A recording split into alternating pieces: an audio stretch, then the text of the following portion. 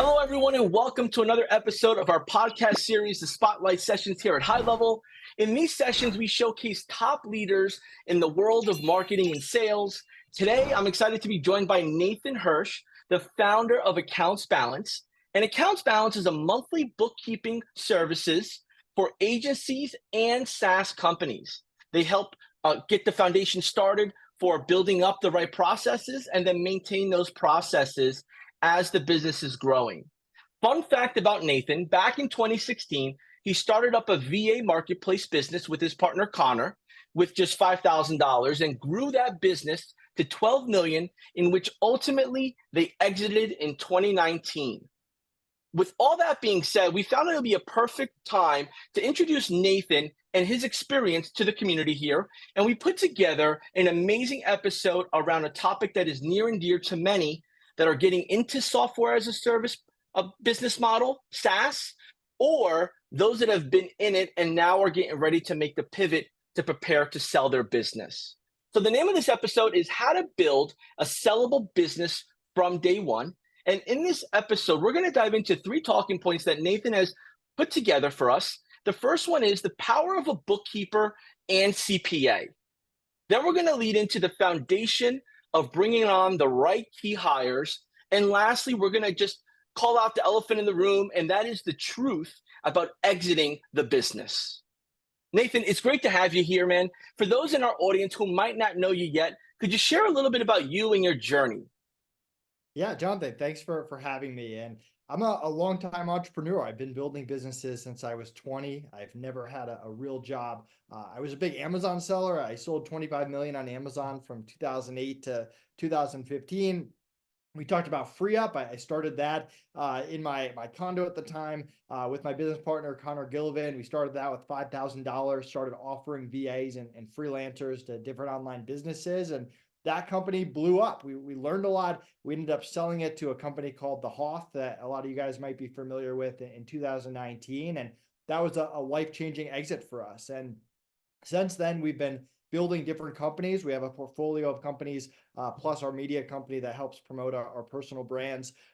We have EcomBalance, EcomBalance, which is our 2 bookkeeping brands, one for SaaS and agencies, one for e-commerce companies. We have Outsource School, which I did a presentation here before, all about how to hire really great VAs and my hiring process that you can plug into your business. And our newest venture is Trio SEO, an SEO business that pumps out high quality content that gets high intent buyers to your website. So we have a lot going on, but we build businesses that are sellable, even if we don't want to sell them, but we build them to be sellable from day one. We learned a ton going through our exit. We did a lot right, a few things that we would do differently, and we'll talk all about that. And I'm excited to go through it. Man, Nathan, I appreciate you just right out the gate, sharing more than what we initially spoke about, which was EcomBalance. And it builds a lot of context for the audience because, you can have one business and be really good at it and give a great service. But really, when you have multiple businesses under your umbrella that you've created from scratch, optimized, developed, and have grown, that's where the true art and expertise comes in. In your journey, building these different businesses at different times, could you share what has always kind of kept you motivated or eye on the prize? I find it fun. I mean, obviously, I'm 35 now. I have a 9-month-old kid. Like my life's a lot different than it was when I was in my 20s. But when I was in my 20s, I was hustling. I wanted to be an entrepreneur. I didn't know exactly what I wanted to do. I did Amazon. I tried textbooks, got into baby products, started a freelance marketplace. Like you kind of never really know what's next. Like I never thought I'd be running a bookkeeping business. I'm not a bookkeeper, although I have a great team of bookkeepers. So I love trying new things. I love putting really smart people in place that makes my life easy and allows me to do what I want when I want it and just have that life and financial freedom that goes with being an entrepreneur when you set up your businesses the right way. Keyword, right? When you set them up the right way. And, in your journey, I'm sure you've made a lot of friends and a lot of relationships. Could you share a little bit about, obviously without mentioning names, right? Or business names and stuff like that. But could you share a little bit about what you've noticed early on with those that don't do the proper setup? Maybe they rush it or they're just assuming it'll care for itself. Yeah, they get stressed out, they get burnt out. It becomes a lot less fun. It becomes a headache. And business is hard. You got to remember, like most businesses fail. You're only going to end your business in one way. Either you're going to run into the ground, you're going to exit it, you're going to pass it off to your kids. There's only so many ways that a business goes, and very few businesses last 5 years, 10 years. Like Free Up, for example, is about to hit year 10. We sold it at year 4, but like to me, that's incredible just because how many businesses really last that long. So having an exit plan in mind, looking into the future like that and setting it up correctly from day one is just so important. And I think the entrepreneurs that approach as a game where they know businesses fail, they're not afraid to do trial and error, but they know the basics, the things that are simple, the things that don't that talked about enough, like hiring and bookkeeping and diversified marketing channels, SEO. Those are the people that have success in business. It's the people that are always chasing the shiny object syndromes or focused on the wrong things. Those are the people that really struggle. Powerful that you say that. And, there's several excuses that maybe those folks make, right? Like, I didn't have the network, or I didn't know where to look, or this wasn't available back when I was getting started.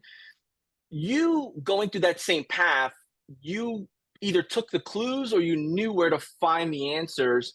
How did you go about educating yourself as an entrepreneur to always have that roadmap that was always ever living, putting you in the right way?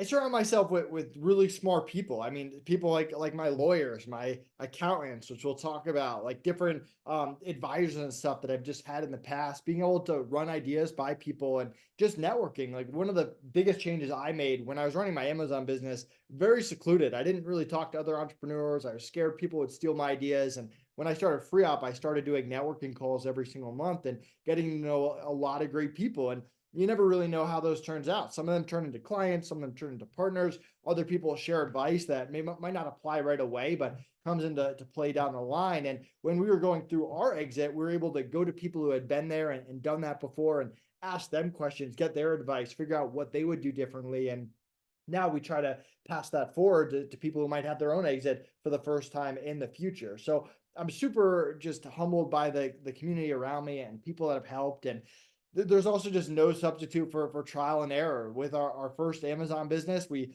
made every mistake you could possibly make, from bad hiring to ignoring bookkeeping, you name it. So a lot of things we do now that we believe in and we won't start a business without are all things that we did poorly early on and learned very hard lessons from. Wow. So, if I'm listening to this as maybe I'm out and about on a jog, I'm in my car, I'm trying to, as an agency or a software as a service business, I'm maybe tuning into this to learn different clues and successes that other entrepreneurs have. Right. To your point, it's surrounding yourself with smart people and those networks. Um, Maybe I have a question as I'm tuning into this on what do you enjoy consuming that is business related that always pushes you forward? Are you more of an, audio book? Are you more traditional reading paper? Are you a podcast listener? What really do you use maybe as a business hobby or a entrepreneur hobby to kind of level you up each time on the run? Yeah, I'm definitely an audiobook and podcast person. I mean, I I don't do a lot of music and stuff while I'm working out. I'm always listening to an audiobook, always listening to a podcast. Same thing. I have two dogs. Whenever I'm walking the dogs and enjoying the Denver weather, I always have something in my earpods. So that's kind of my style. I also have a 9 month old, so hard to find time to sit down and read a book during that. But that's my go-to. Well, congratulations, right, on getting your family moving and grooving. It sounds like, you've had the experience of developing businesses, and now you're on to the next big venture. And I believe, like, you know, I've listened to podcasts, I've hosted some, you've done the same. It's outside of business and life that matters, right? You just finding what makes you happy personally, and family seems to be a big part of what your journey is consisting of. Do you mind sharing a little bit about, as we start pivoting in here, to operating a business in 2024, right? Operating a business in 2024 with so many influencers, like you mentioned, shiny objects, wealth of information, easily accessible mentors and coaches. With someone that is getting started with building their marketing agency, their software business, um, is there maybe three tips or three ideas that they should keep in the front of their mind as they're starting this journey? Yeah, so to me, sales just cures everything. Go out there, prove that you can sell it. Sales is a good skill to master. We've never lived in a better time to just test things out without investing a lot of time or a lot of money into them. I don't spend a year working on something and then try to sell it. I don't put $100,000 into something and then try to sell it. I try to get it out, minimum viable product, as quickly as possible. Prove that there's a market for it. If there's no market for it, I'm pivoting and I'm moving on to something else. I created a SOP building software that had no market, but I figured it out pretty quickly before I spent a lot of time and money into it. Vice versa, I gave away 2 free months of bookkeeping to our initial clients for accounts balance, figured out there was a market. We did market research as well, but if I couldn't give away 2 free months of bookkeeping or keep those initial clients after that, then you don't have a business. So get it out there, minimal viable product. If you sell, you can always add to it, make improvements, invest in software, whatever it is. But just get it out to market as quickly as possible. Number two, which we'll talk about, is just the skill of hiring. It's a number one thing you have to learn as an entrepreneur. Hiring just makes everything else easier. You can't master everything as an entrepreneur. If you're bad at hiring, it's always going to hold you back. Turnover crushes small businesses if you can't keep people around, and vice versa. Great hiring becomes addicting. It becomes a way for you to fix a lot of problems, put out a lot of fires, get people in there smarter than you that can grow your company. And hiring it is just a number one skill that they don't teach in school, but it's something you have to master as an entrepreneur. And the last thing that I just believe in is it's never been a better time to take even less risk. Like I'm an entrepreneur. I start a lot of companies. I don't think I'm a very big risk taker. Most of my companies I start with $5,000, $10,000.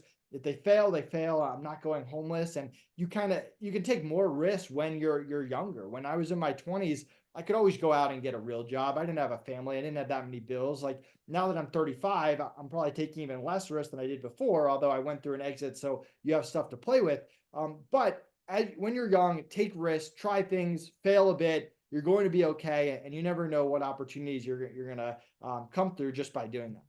Yeah, I appreciate you really, diving in organized and deep on that. I feel like that was perfectly positioned where the priority needs to be aligned with the end goal. And for whoever's listening right now, with us between their ears, those are nuggets that you probably have to read 3 or 4 books to really get an understanding of it.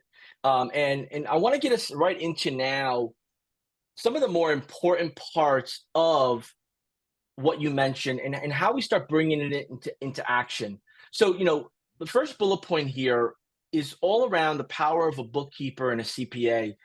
Could you open us up and really tell us in the audience, um, when hiring a bookkeeper, when hiring a CPA, everyone's going to say certain things about their experience, their brand, the uniqueness of doing business with them.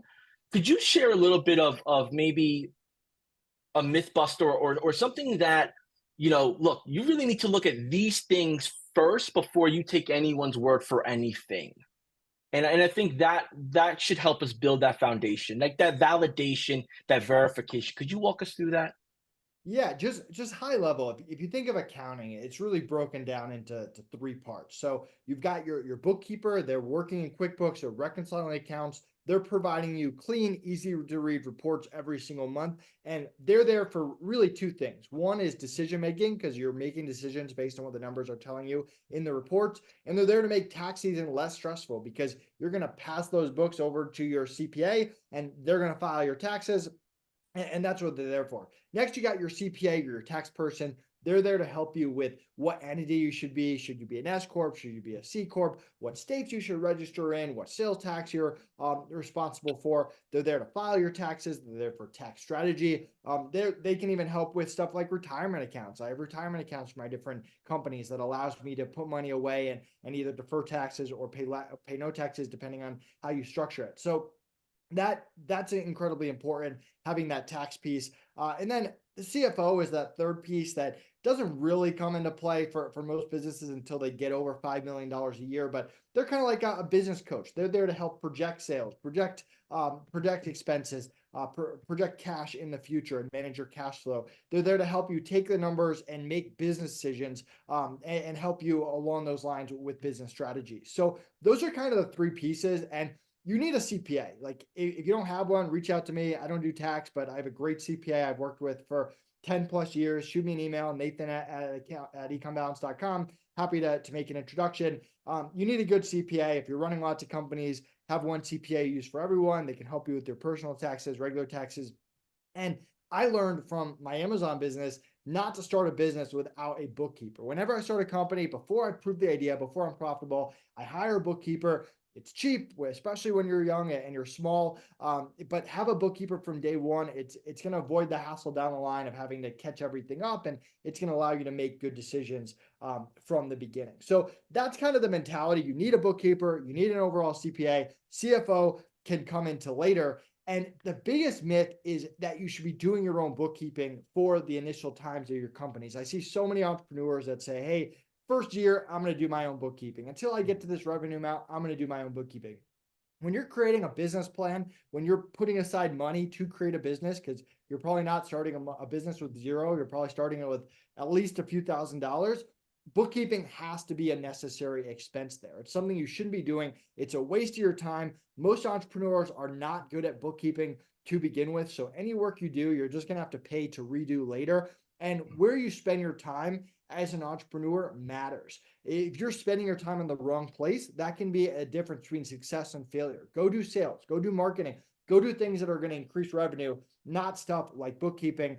Don't go out and take a QuickBooks class. Don't spend time on YouTube trying to learn QuickBooks online. That is a complete waste of time. Put an expert in place from day one, and that's just going to make your life so much easier.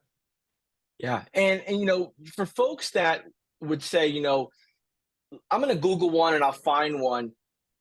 In today's age, how important is a niche driven bookkeeper CPA? Does it matter? What is your thought? Because there's bookkeepers and CPAs all over, right? I mean, just in one little area, there's probably a bunch. But how does the niche part and the expertise really come into play? Yeah, I mean, it matters. You don't want to be, if you're a real estate investor, you don't want to be the first real estate investor that your CPA has worked with. Same thing for a SaaS. If your CPA is old school and they don't really understand online businesses, they don't understand software, probably not the right person. I mean, my CPA doesn't have one niche, but he has experience with e-commerce. He has experience with the online businesses. He knows that space. And I remember for my Amazon business back in the day, I found a local CPA, and he had no idea what was going on with e-commerce. He didn't understand Amazon. He didn't understand the fees that were being charged. And that was a disaster. He wasted so much time just trying to figure it out himself. So don't be the first person in your niche for your CPA. Same thing with your bookkeeper. Make sure they have other clients in the same space. That's only going to help you. They're going to know the ins and outs, and they're just going to know best practices. They're going to know what other people are doing that are bigger than you, that are more advanced, that have been in there for a while, and that's only going to help you. Awesome. And when it comes to um, the bookkeeper, the bookkeeping process, responsibilities, things that you should assume, right? Some sort of checklist, or like these are things you should always keep in mind, whether it's checking this part or that part every 30 days. Like, how can someone, like you had mentioned before, an entrepreneur, how could they be involved without being deep in the trenches? What are some ways that it's beneficial to them to be aware and part of the process?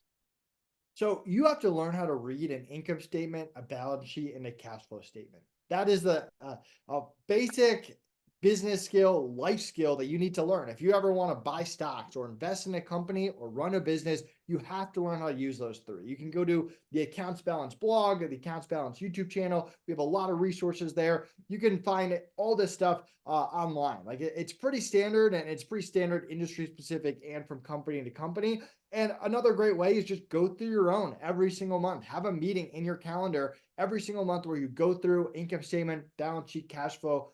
You go through them. Anything you don't know, you ask your bookkeeper questions.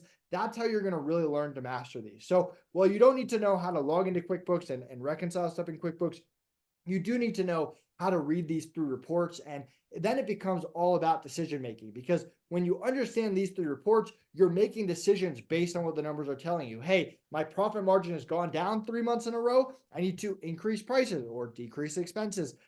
Those are the decisions that you have to make when you understand the numbers. And the people that just ignore those reports or don't look at them every single month, or just look at them at the end of the year, or they only look at the income statement, they don't look at the balance sheet, the cash flow statement, those are the entrepreneurs that really struggle. They're just guessing. They're making decisions based on gut, and you have to have that foundation as an entrepreneur.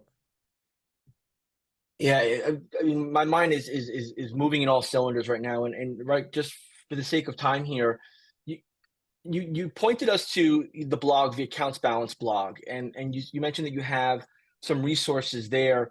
We're going to include on the bottom of the description here a link to that that guide for the how to read the different types of statements. Um, is there something else, or something else when it comes to like digital marketing agencies, when it comes to software as a service businesses? Let's just say the scenario is somebody has, you know, 75 monthly recurring revenue accounts, right? And they feel like they're just breaking even. And we talk about like maybe like they're going off a gut, maybe they're going off of money in, money out, very basic metrics. How do they pivot to now get structured on this? And can the numbers be a vanity metric to make you think you're doing good, but really you may not even be doing good?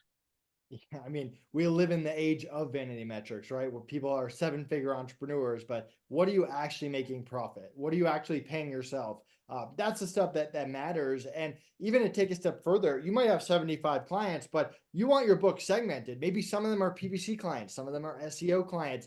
Where are you actually making the money? What is the most profitable for your business? And knowing that stuff is important. And you can make decisions. Hey, I got to charge more for PPC, or it's not worth it for me to do PPC because I'm making way more money on SEO. So those are the decisions you can make when you have a clean chart of accounts, you have clean reports, and you're going through them every single month.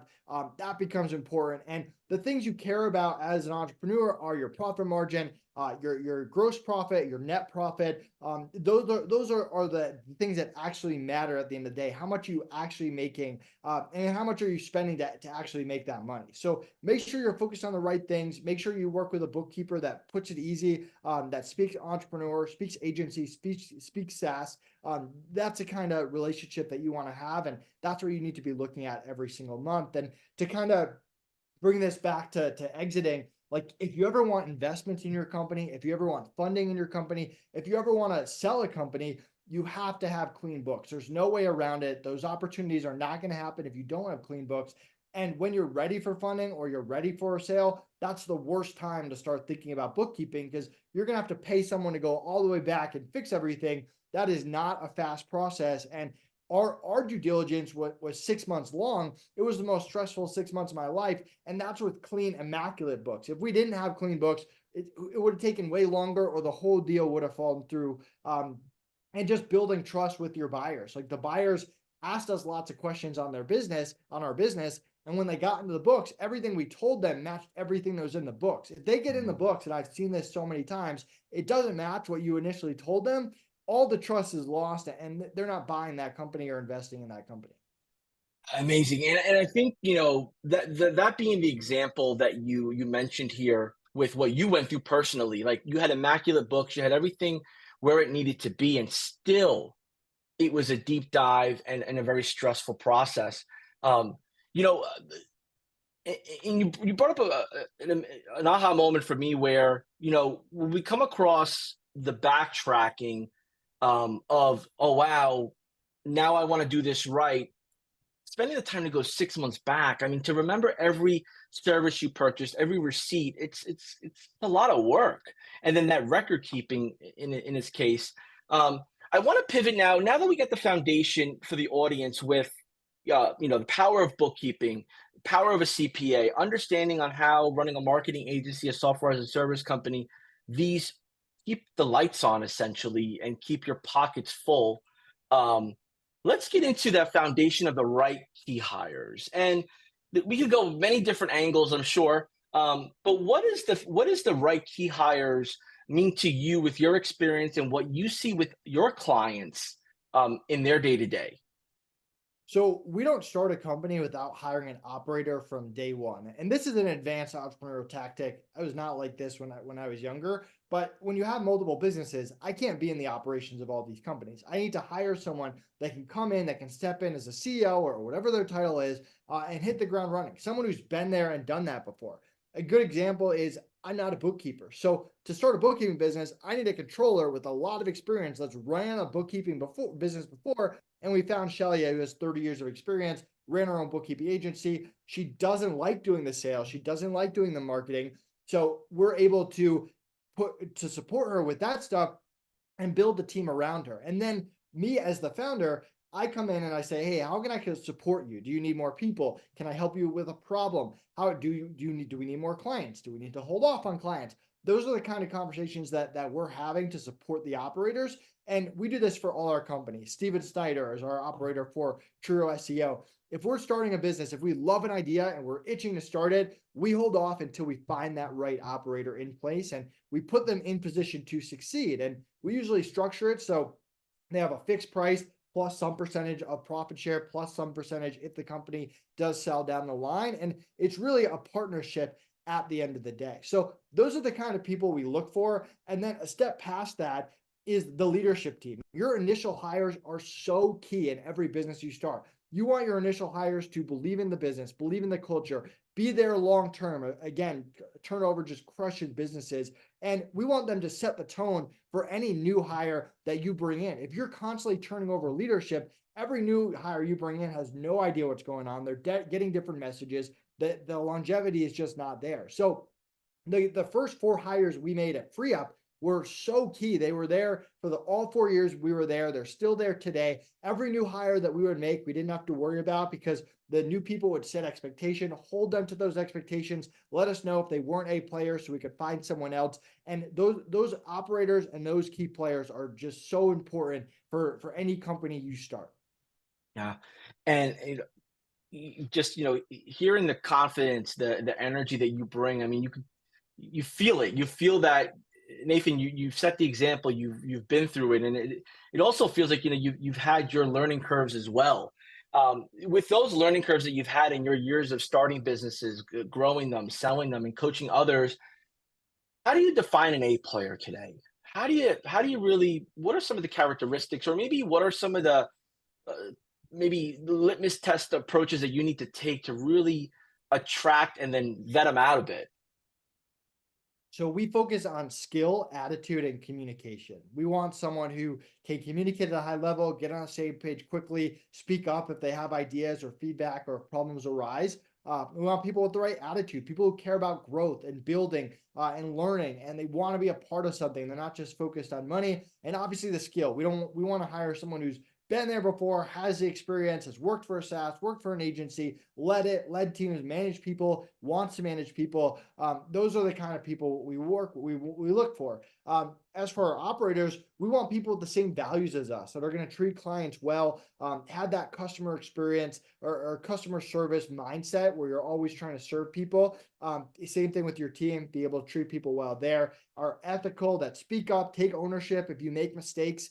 I make mistakes. Everyone makes mistakes, but we want people that speak up and try to make it right. If I make a mistake, I'm always trying to make it right, whatever that will take. And that's the kind of person we look for. They have that entrepreneurial spirit, but maybe they don't want to take risks or they don't like parts of it like sales and marketing. And they're good at stuff we're bad at, vice versa. Most entrepreneurs are not very organized. We like to hire people who are super organized and love building systems, love building process. So that's what we really look for in our A players, but also our operators. Awesome. And when it comes to finding those A players, where have you, or what kind of advice do you give around networking or looking for? Is it like maybe putting it up on a job board site? Is it maybe going on LinkedIn? Is it going in a group? Could you give us some insight about finding that talent? Yeah, so there's no correct or wrong place. We found Shelia on ZipRecruiter. We found Steven through networking on LinkedIn. You can find operators by posting jobs on Upwork. Like all these exist, But the key is really to network and talk to as many people and know what you're looking for. And we'll start off with, hey, like we got this great idea, like we're looking for an operator. And if someone expresses interest, then we dive into it. Or when we talk to someone that's in the space, hey, we're thinking of starting an SEO business. If you know anyone that would be a good operator, let me know. And maybe they worked with someone before and they were really good, but what if for whatever reason it ended? Like people have those referrals, and you want to get to know these people personally, get to know what they care about, what motivates them, what they're looking for, and really have those conversations. Right now, we're looking for an operator for our media company that we're growing, that we use to promote Connor Gillivan and my personal brands and really drive traffic to our different businesses. And so we've just been networking with different people. People have different skill sets, Twitter, LinkedIn, whatever, and we're trying to figure out that right person. And sometimes you don't really know what that perfect person looks like until you talk to a lot of people. So it's all about consistently having those conversations and then pulling the trigger when you finally have the right one. Yeah. And it hits home in many different ways. And maybe if someone's listening in here, and they're trying to understand, okay, finding the A players is going to take time. It is knowing, like you had mentioned, what you need.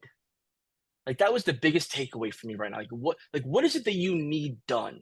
What is your plan? Without your plan, you can't fill seats and have people contribute with their superpowers. So I appreciate you really going in depth on that and sharing it from experience, but also from some of the best practices that you help others with. Right now, with the amount of time that we've been at this together, we've covered a lot of different parts from mindset, motivation, personal growth, the power of having the bookkeeper and the CPA. We just got done chatting about here the foundation of the right key hires, attracting them, looking for them, putting people in the right seats for the right actions. All of that, if done with the intention and the right amount of time and support, should prepare you to exit your business. Is that accurate to say? Yeah, I mean, selling a company is all about, you need clean financials, a good team, leadership team. You need strong SOPs, which we didn't really talk about, but really just processes for every part of your business, from sales calls to marketing to billing. You need that as well. And then there's other things that people look for. They like companies that are reoccurring revenue. They like companies that have diverse marketing, where you're not getting all your clients from one channel. They like diversity in clients, where one client isn't 80% of your revenue, because that's very risky for someone buying. So those are things that people look for. Obviously, IP or anything proprietary to your business. But the foundation of good hires, good processes, good financials, good diverse marketing, that's a pretty big standard that makes not only a sellable business, but a strong business in general. Yeah, and all of that you've shared there, how does that relate to somebody who has a marketing agency that they're transitioning into the software as a service business model? And then those that have a software as a service business model, maybe they have, you know, $15,000 in monthly recurring revenue, $30,000 recurring revenue. How does that exit change, or what should they have in mind if they have all of what you mentioned in place, but now don't have the experience like you do with your exit? Like, how could you elevate those that are on the success track? Yeah, so I mean, a few things to know. I mean, first of all, again, networking is a great way to find potential buyers to your business. You can always hire a broker, but like for us, we sold it to one of our clients. So you never know who's looking to buy a business, who's looking to buy a business in your niche. Having those conversations and being open to them, you never know what you're going to come across. Some things I didn't know until going through our exit. So most people that buy companies, they want the founder to stay on afterwards. Connor and I actually had an agreement that we were not willing to do that. We would not sell a company if we had to stay on as employees. We don't want to be employees. We want to move on to our next thing. So something to keep in mind. I think almost every situation I've seen where people try to get the founders to stay on, the founders hate it after a certain period of time. But just something to be aware of it and something to know before you actually go through an exit. Make sure you sell it to really good people. This was a big thing for us. We did a lot of due diligence on the buyers. This was one of the best advice that we got going through our exit, talking to other people. We didn't want to end up in a lawsuit down the line, or arguing for years, or not getting paid, or whatever it was. We want to sell it to good people that everyone has good intentions. You never know what's going to happen after the sale, but people that were going to honor their word, treat our clients right, treat our reputation right, treat our team right. Those are the kind of people that we want to sell to. And then there's always an earnout component. If you sell your business for $10 million, you're probably not getting a check for $10 million up front. Usually it's half up front, a third up front, and the rest is earnout. And how you structure those earnouts matter. You don't want those earnouts to be dependent on this company coming in and blowing up the business, because that might not happen. They might run the business into the ground. So you want something that's fair, something that is some kind of like percentage of revenue over time, where even if they only do 80% of what you did, you're still getting most of your earnout. How you structure the earnout matters. Talk to an advisor, talk to a CPA, talk to a lawyer about the best way to structure those. But I've seen a lot of people get screwed with the earnouts because they structured it so they would only get the earnout if the business kept growing, and the people taking over did a poor job. So just some things to kind of keep in mind. Due diligence, super long. Make sure you have a lawyer to help you, a CPA that helps you through the process. How you structure your business and your taxes and all of that matters as well. Usually going through an exit is the most money you'll get in your lifetime. So make sure you have a good tax strategy around that. Yeah, thank you. That was a little like, that's some boardroom talk, right? That's some close relationship talk with someone that maybe that's been there, done that, and they're just giving you that direct advice. And our audience is appreciative of that. I appreciate you sharing that part of your experience that thankfully it sounds like you ironed out very well, because you had a great network and great knowledge base around that. And I think, those two components around the staying part of the business after the sale, and then obviously getting paid appropriately after you leave the business, that's the whole purpose of selling the business.